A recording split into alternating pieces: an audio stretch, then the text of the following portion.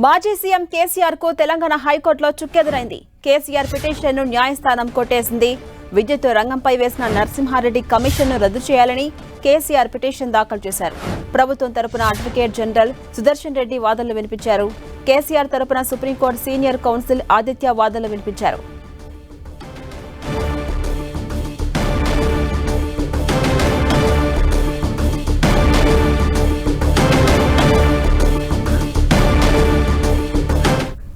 ఇదే అంశంపై మరింత సమాచారం మా ప్రతినిధి సునీల్ అందిస్తారు. సునీల్, మాజీ సీఎం కేసీఆర్ కు హైకోర్టులో చుక్కెదురైంది, అప్డేట్స్ ఏంటి? తెలంగాణ మాజీ ముఖ్యమంత్రి కేసీఆర్ కు తెలంగాణ హైకోర్టులో చుక్కెదురైంది. విద్యుత్ కమిషన్ నియమించడాన్ని సవాల్ చేస్తూ కేసీఆర్ దాఖలు చేసిన పిటిషన్ని కొద్దిసేపు Telangana high court chief justice Alok Aradhe పిటిషన్ని కొట్టివేయడం జరిగింది. పూర్తిగా ప్రభుత్వ వాదనలతో ఏకీభవించి ఈ కేసీఆర్ పిటిషన్ కూడా డిస్మిస్ చేయడం జరిగింది. ప్రధానంగా ప్రభుత్వ అడ్వకేట్ జనరల్ సుదర్శన్ రెడ్డి చాలా స్పష్టంగా తమ వాదనలు ఇచ్చారు. విద్యుత్ కొనుగోలులో భారీ అక్రమాలు జరిగాయని సాక్షాత్తు అటు అసెంబ్లీలోనే అనేక సార్లు ప్రస్తావన రావడం జరిగింది. దీనిపై కమిషన్ వేసుకోండి గతంలోనే మాజీ మంత్రి విద్యుత్ శాఖ మంత్రిగా పనిచేస్తున్న జగదీశ్వర్ రెడ్డి కమిషన్ వేసుకోవాలని సవాల్ చేశారు. ఈ సవాల్తోనే కమిషన్ ఏర్పాటు చేశాము. మరోవైపు విద్యుత్ కమిషన్ సంబంధించి దానిపై ఇప్పటికే కేసీఆర్కి మాజీ ముఖ్యమంత్రి కేసీఆర్కి గత నెల 11వ తారీఖున 19వ తారీఖున 2 సార్లు నోటీసులు కూడా జారీ చేశారు. ఇప్పటికే విద్యుత్ సంబంధించిన జెన్కో ఎండీగా ఉన్నటువంటి ప్రభాకర్ని కూడా విచారించాము. అతని యొక్క స్టేట్మెంట్ కూడా నమోదు చేసుకున్నాం. ఆ తర్వాత చాలామంది అధికారులను కూడా విచారించాలని నోటీసులు కూడా జారీ చేశాం. ఇందులో భాగంగానే మాజీ ముఖ్యమంత్రి కేసీఆర్కి సైతం ఈ గత నెల 11, 19, 2 తేదీల్లో నోటీసులు జారీ చేశాం. విద్యుత్ కమిషన్ రిపోర్టు ఈ నెల 30 తేదీ అంటే గత నెల 30 తేదీ వరకు ప్రభుత్వానికి అందించాల్సిన అవసరం ఉంది కాబట్టి కమిషన్ విచారణ త్వరితగతిగా వేగవంతం చేస్తున్నాం కాబట్టి విచారణకు హాజరు కావాల్సిందిగా కేసీఆర్కు నోటీసులు జారీ చేశాం. ఆ నోటీసులు సవాల్ చేస్తూ కేసీఆర్ హైకోర్టుకు వచ్చారంటూ కూడా తెలంగాణ రాష్ట్ర ప్రభుత్వ అడ్వకేట్ జనరల్ కోర్టుకు వివరించింది. పూర్తిగా ప్రభుత్వ వాదనలతో ఏకీపించిన కోర్టు కేసీఆర్ పిటిషన్ డిస్మిస్ చేయిందని. మరోవైపు కేసీఆర్ తరపు న్యాయవాది supreme court senior council Aditya Sondhi కూడా తమ వాదనలు కూడా వినిపించడం జరిగింది.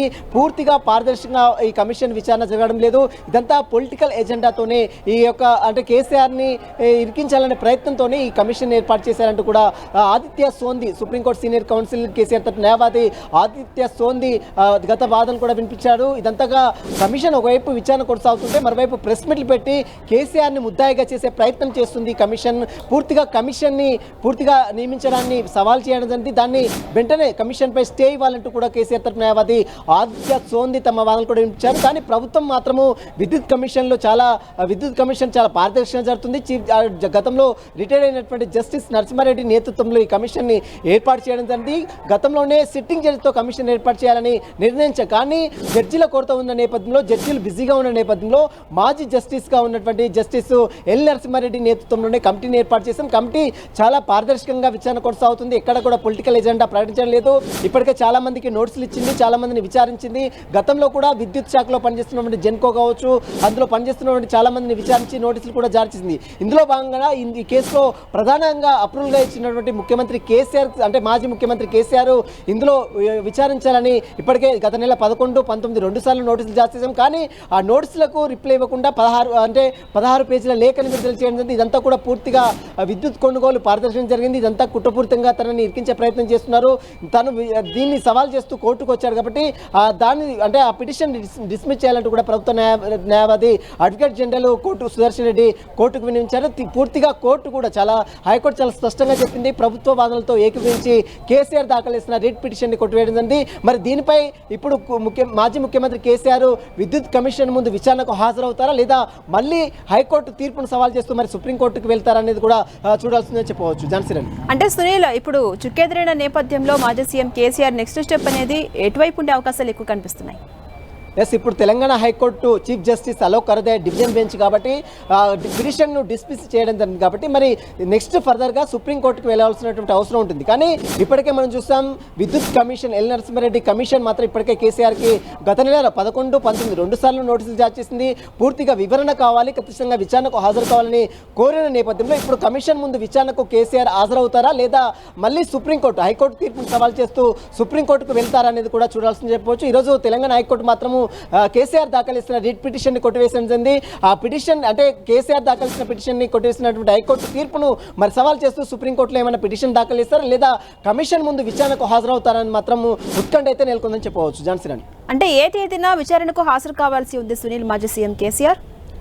మాజీ ముఖ్యమంత్రి కేసీఆర్ విద్యుత్ కొనుగోలుకు సంబంధించిన అక్రమాలకు సంబంధించి జరిగాయని ఏదైతే పెద్ద ఎత్తున ఆరోపణలు వస్తున్నాయో దానికి సంబంధించినటువంటి వివరణ ఇవ్వాలంటూ కూడా విద్యుత్ కమిషన్ ఎల్ నరసింహారెడ్డి కమిషన్ ఇప్పటికే కేసీఆర్కి గత నెల 11వ తారీఖున 19వ తారీఖున 2 సార్లు నోటీసులు ఇచ్చింది. కానీ ఆ నోటీసులను సవాల్ చేస్తూ మాజీ ముఖ్యమంత్రి కేసీఆర్ హైకోర్టులో పిటిషన్ దాఖలు చేశారు, రిట్ పిటిషన్.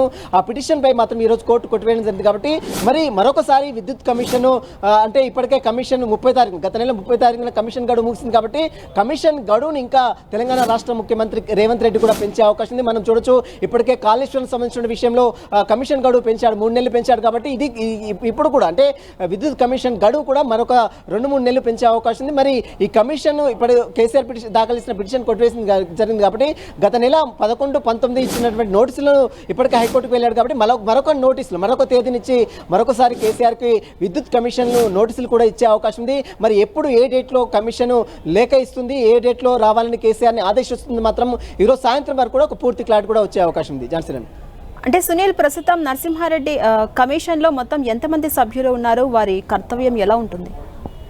విద్యుత్ కొనుగోలుకు సంబంధించిన విషయంలో ఇప్పటికే చాలా పెద్ద ఎత్తున అక్రమాలు జరిగాయి. ఛత్తీస్గఢ్ నుంచి విద్యుత్ కొనుగోలు చేశారు. ఫర్ యూనిట్ 3.5 అంటే 3.5 రూపాయలు చొప్పున విద్యుత్ కొనుగోలు చేశారు. కానీ విద్యుత్ కొనుగోలు చేయాల్సినటువంటి గత ప్రభుత్వము 6 రూపాయల చొప్పున ఏ విధంగా కొనుగోలు చేసింది, వీటికి సంబంధించి పెద్ద ఎత్తున ఏ విధంగా టెండర్లు ఇచ్చింది, ఏ విధంగా అంటే కొనుగోలు అమ్మకాలు జరిగాయి, వీటన్నిటికి సంబంధించిన దానిపై కూడా పూర్తిగా కమిషన్ అధ్యయనం చేస్తుంది.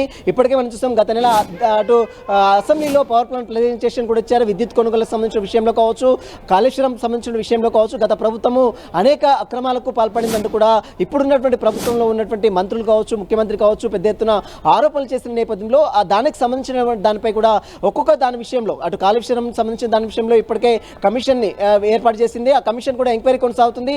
మరొక 3 నెలలు కమిషన్కి గడువు కూడా ఇచ్చింది. ఆ తరహాలో విద్యుత్ కొనుగోలుకు సంబంధించిన విషయంలో కూడా కమిషన్ ఎల్ నరసింహారెడ్డి నేతృత్వంలో కమిషన్ ఏర్పాటు చేసింది. కమిషన్లో చాలా మంది ఒక సభ్యులు ఉన్నారు. ఆ సభ్యులు మొత్తం కూడా పూర్తిగా అధ్యయనం చేస్తున్నారు. ఎల్ నరసింహారెడ్డి నేతృత్వంలో ఏర్పడినటువంటి కమిషన్ ఇప్పటికే చాలా మందికి నోటీసులు ఇచ్చి విచారించింది.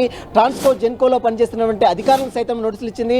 సీఎండీగా ఉన్నటువంటి ఎవరైతే ప్రభాకర్ రావు ఉన్నో అతనికి సంబంధించిన నోటీసులు ఇచ్చింది, అతన్ని విచారించింది, అతని ఒక స్టేట్మెంట్ కూడా నమోదు చేసుకుంది. అదే తరహాలో ఇప్పుడు మాజీ ముఖ్యమంత్రి కేసీఆర్ కూడా 2 సార్లు నోటీసులు ఇచ్చింది. ఆ 2 సార్లు నోటీసులను సవాల్ చేస్తూ ఇప్పటికే మాజీ ముఖ్యమంత్రి కేసీఆర్ హైకోర్టులో పిటిషన్ దాఖలు చేశారు. ఆ పిటిషన్ కూడా ఈరోజు కొట్టివేయడం జరిగింది. కాబట్టి మరొకసారి కేసీఆర్కి డేట్ ఇచ్చి నోటీసులు ఇచ్చి విచారించాలని కూడా కమిషన్ భావిస్తుంది. ఈరోజు సాయంత్రం వరకు కూడా కమిషన్ మరొకసారి మాజీ ముఖ్యమంత్రి కేసీఆర్కి నోటీసులు ఇచ్చే అవకాశం ఉంది. మరి ఏ డేట్ను ఇస్తారు, మరి కేసీఆర్ హైకోర్టు తీర్పును సవాల్ చేస్తూ మరి సుప్రీంకోర్టుకు వెళ్తారా లేదా మళ్ళీ కమిషన్ నిర్ణయాన్ని కమిషన్కి వచ్చి విచారణకు హాజరవుతారనేది కూడా ఈరోజు సాయంత్రం వరకు కూడా కమిషన్ ఇచ్చే నోటీసులకు సంబంధించిన దానిపై కూడా ఒక స్పష్టమైనటువంటి క్లారిటీ కూడా వచ్చే అవకాశం ఉంది. మరి చూడాలి ఇది విషయంలో కేసీఆర్ కోర్టు తీర్పుని సవాల్ చేస్తారా లేదా కమిషన్ ఇచ్చినటువంటి నోటీసులని శిరసావేస్తారా అనేది కూడా ఈరోజు చూడాల్సిందని చెప్పవచ్చు. జాన్సన్ అంటే సునీల్ ఇప్పుడు తెలంగాణ హైకోర్టులో చుక్కెదిరిన నేపథ్యంలో మాజీ సీఎం కేసీఆర్ దీనిపై స్పందించే అవకాశం ఉందా?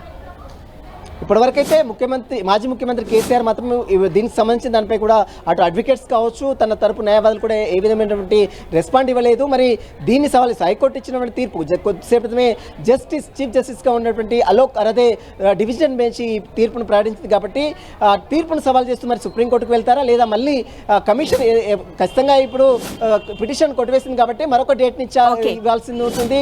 కమిషన్ మరొక నోటీసులు ఇచ్చి విచారించాలని మాత్రం ఖచ్చితంగా భావిస్తారు. Thank you.